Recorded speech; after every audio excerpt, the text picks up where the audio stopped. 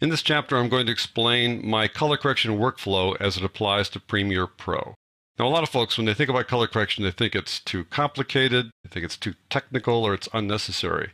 But I'm here to tell you that the workflow I'm going to present to you is not all that complicated. Yes, it does involve scopes, but the scopes ensure that you have consistent results and high-quality results. And finally, I believe it is necessary. If you apply good color correction techniques, your videos will look better. So let me tell you about the color correction workflow. The first order of business is to adjust tonality. That's brightness and contrast. Once you do that, that may be all you need to do. And when I say adjusting, I don't mean necessarily fixing tonality. Many times adjusting simply means taking really good video and making it better.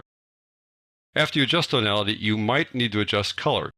Not necessarily, because usually tonality takes care of color, but you might need to adjust a color cast. Let's say your clips are a little bit too blue or a little bit too orange. You can adjust that hue, and maybe the saturation needs to be adjusted. Typically, if you have something improperly exposed and you fix the tonality, that does kind of lower the saturation, so you might want to up the saturation at this point.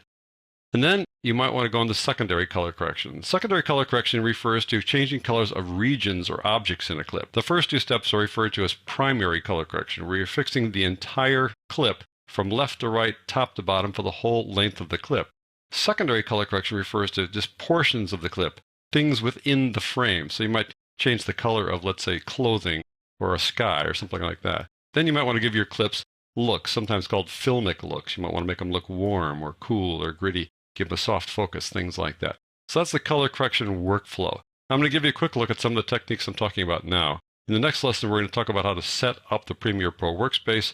Following that, we're going to take a look at the two scopes that you're going to use when you do color correction. And then we're going to get into fixing tonality and color as we go through the rest of the chapter.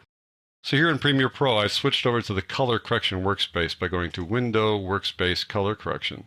And my workspace may look different than yours because of our lower resolution here when we record these videos. You'll probably have a little bit more real estate than mine.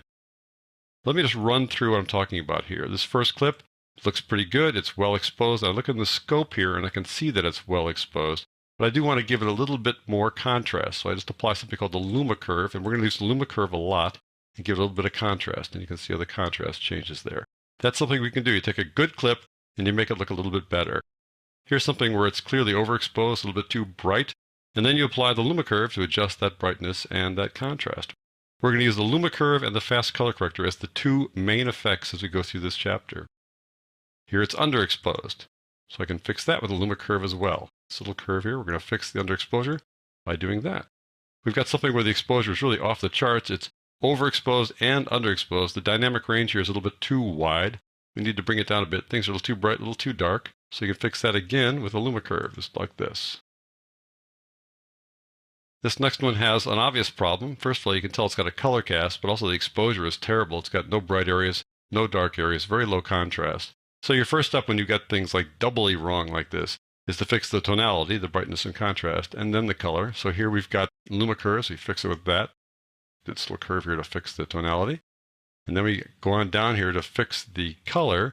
And we do that by looking for an area of gray, finding it, identifying the area of gray depending on where the clip is located, right there. And then I say, okay, let's make that really gray instead of that kind of greenish color. Once we do that, we turn off the crop and we can see that we fixed the color. We're going to do this a couple of times. And finally, going down to the last clip, here we deal with that same kind of a problem with the overall lighting here. There's a color cast here. It's a color cast towards blue, we think.